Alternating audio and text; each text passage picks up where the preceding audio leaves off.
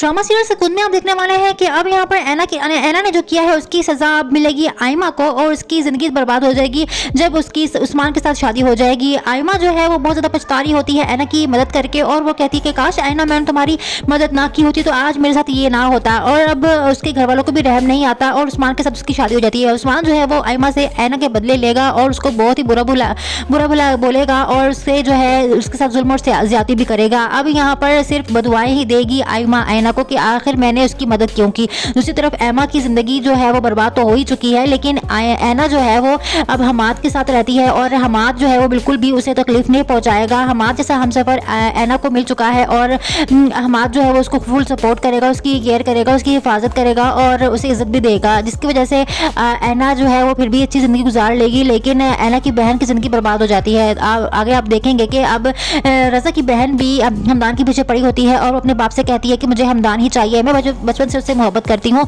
इस तरह से मैं नहीं हो सकता कि अचानक मैं किसी और से शादी कर ले और मैं उसे भूल जाऊँ, मैं उसको नहीं भूल सकती हूँ। यहाँ पर रज़ा का बाप जो है वो अपनी बेटी की खुशी के लिए कुछ भी करने के लिए तैयार है। अब वो बोलेगा हमदान को कि तुम ऐना को तलाक दे दो, इस तरह के एक्सीडेंट होते रहते हैं और तुम्हारे साथ ये जो भी हुआ है हादसाई तौर पर हुआ है, तुम्हारा निकाह ज़बरदस्ती किया गया है, अगर तुम इसी तरह से किसी राह चलती को उठा के ले आओगे और उसे शादी करके अपनी बीवी बना लोगे तो ऐसे नहीं चलेगा।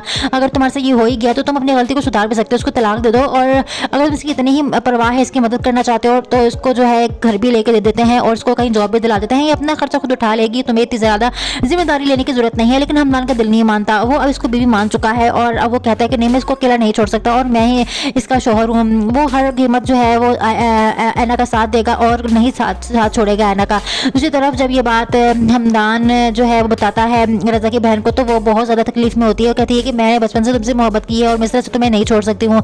यहाँ पर बहुत इंटरेस्टिंग अब ड्रामा होता जा रहा है। आने वाले एपिसोड में आप यही देखेंगे किस तरीके से अब रज़ा का बाप चाल चलेगा और हाँ ऐना को गायब करवाएगा।